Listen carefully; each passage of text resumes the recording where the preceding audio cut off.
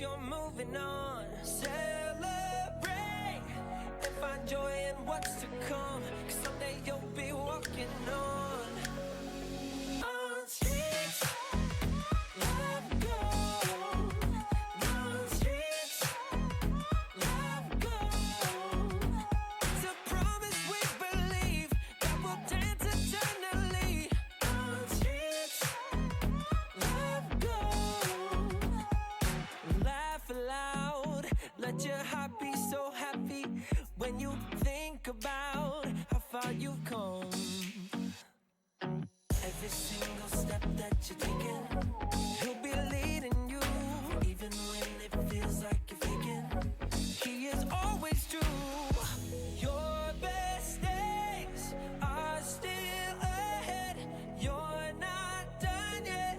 By his grace, you're moving on. Celebrate and find joy in what's to come. 'Cause someday you'll be walking on streets. Love goes. On streets. Love goes. It's a promise we believe that will dance eternally. On streets. Love goes. Your best days are still ahead. You're not done yet. Celebrate and find joy in what's to come. 'Cause someday you'll be walking on streets. Love goes. On streets. Love goes. Walking on. It's a promise we believe that will dance eternally. On streets. Walking on. Walking on. You streets. Love goes. On streets. Walking on streets to go. It's a promise we believe that will dance eternally. On streets. Love goes. Streets to go.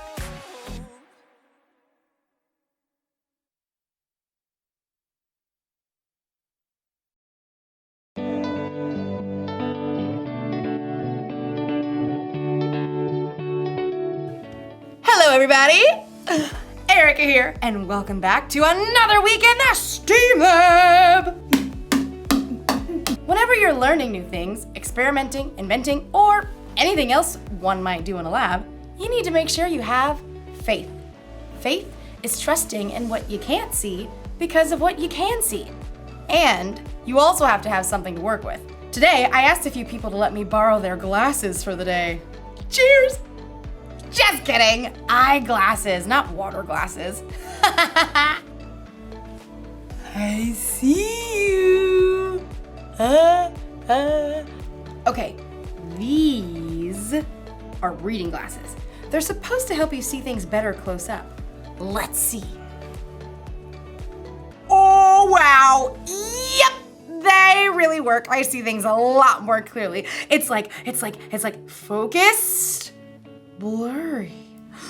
Focus, blurry. But look what happens when I put on these glasses. They're for someone who is really farsighted. Wow! I can't see anything. I can't see anything. It's like blurry. Focus. Blurry. Focused. Isn't that wild? There are a lot of different kinds of glasses. And the reason is because there are a lot of different kinds of people. Not everyone sees the same way. And today's story is about when a guy named Paul met some people who saw things a little bit differently than he did. Go see for yourself. You see what I did there? Okay. Meanwhile, I've got some more glasses to try on.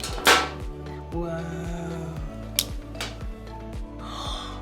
These are X-ray glasses. I can see my bones! Just kidding. Seriously though, when did I get that freckle? The Bible. It's 66 books of history, stories, letters, and poetry that fit together to form God's one big story. The epic adventure of how He created us and loves us so much that He made a way to rescue us. As we travel through the Bible, from Genesis to Revelation, we discover people who met God and found their lives changed forever. Now, for an amazing story inspired by the book of Acts, chapter 17, verses 16 through 34. Wherever Paul went, he boldly preached the good news of Jesus. This Jesus I'm telling you about is the Messiah. Many Jews and Greeks believed in Jesus, but in nearly every town, a group of Jews would gather to oppose Paul. He and his companions were forced out of Thessalonica, and then later that same group of Jews followed to run Paul out of Berea. Eventually, the believers helped Paul escape to the coast, where he could travel by boat to Athens.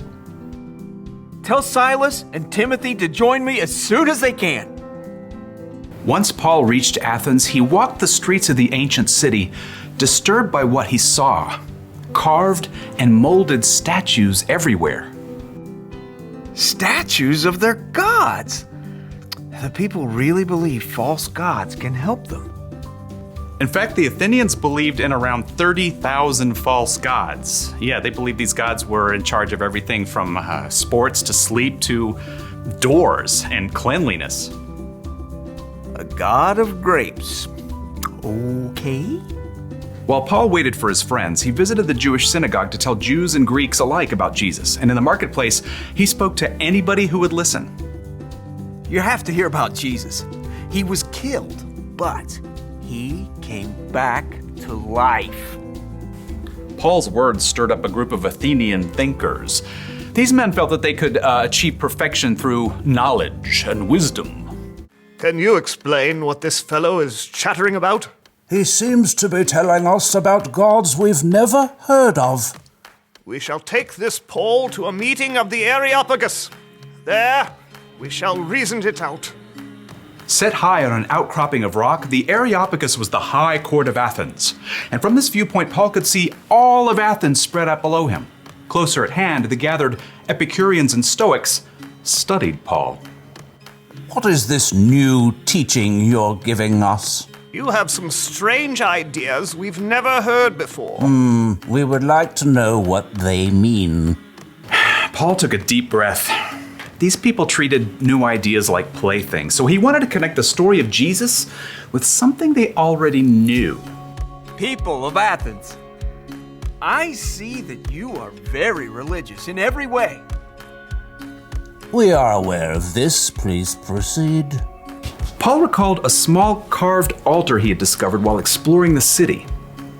As I walked around, I looked carefully at the things you worship. I even found an altar with "To an unknown God" written on it. Now, I'm going to tell you about this unknown God. Paul explained to them that the true God created the entire world and everything in it. He created each individual person with a purpose and an adventure to live. He did it so that people would seek him and find him, even though he is not far from any of us. Preposterous. Continue. Paul knew that these Athenians might listen to the words of their own writers that might actually reflect something of who God is. In him we live and move and exist. As some of your own poets have also said, we are his children. What an interesting point. Paul told them that people are God's children. God is alive and real, not some carved statue or molded from gold.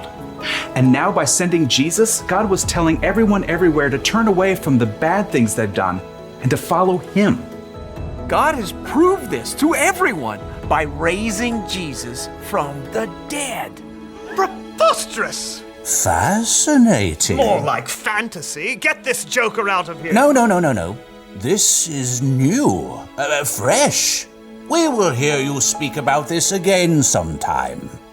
A man called Dionysius had been among the crowd at the Areopagus. He hurried to catch up as Paul left.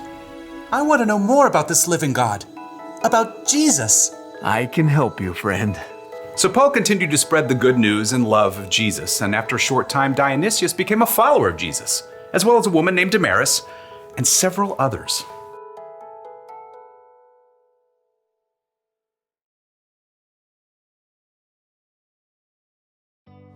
I know it's a banana, but it just looks like a blurry yellow blob.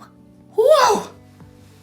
It's hard to focus when you can't see clearly, but I think it's important to try and see things from another person's point of view, like Paul and the people in Athens.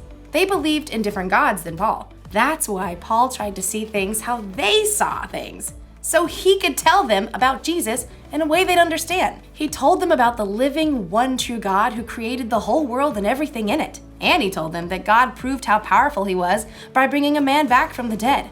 That man was God's son, Jesus. Many of the people from Athens had never heard of anything like that before. Some thought Paul was kind of crazy, but others wanted to hear more. And Paul was able to help them know Jesus the way he knew Jesus. That's something we can do too! It's the one thing to remember today. You can help others know Jesus. That can be easy if you're talking to someone who sees things the same way you do.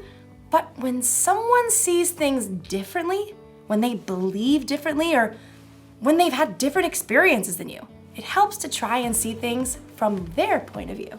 Ah, yes, I see what you're saying now. The best thing to do is to try to keep it real. Be honest about what Jesus has done for you. And it's not just in what you say. You can help people know Jesus by what you do too. When you treat people with love, respect, and kindness, they can see the love of Jesus through you. Everyone's different, and we all see things just a little bit differently. So I think it makes sense to try to see things the way other people see them. And you don't even have to change your glasses to do it. I'll see you next time. Bye. See you guys later. Oh, hold on. That's a table. All right.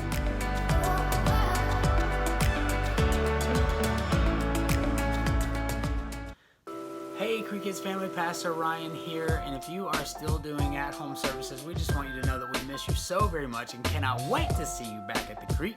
Also, we have some special announcements that you will want to be up to date on. One of those is our preschool camp that's coming up on July the 20th through the 22nd from 9 a.m. to 12 p.m. for ages 3, potty trained, which is important, all the way up to kindergarten. This is going to be a fun day camp for them that they don't want to miss out on. We just got finished with our elementary camp and it was amazing. So I know that your kids are going to have a wonderful time at this camp. Also, we have our Move Up Sunday that's going to be on August the 9th for any rising kindergarten that's going up to first grade.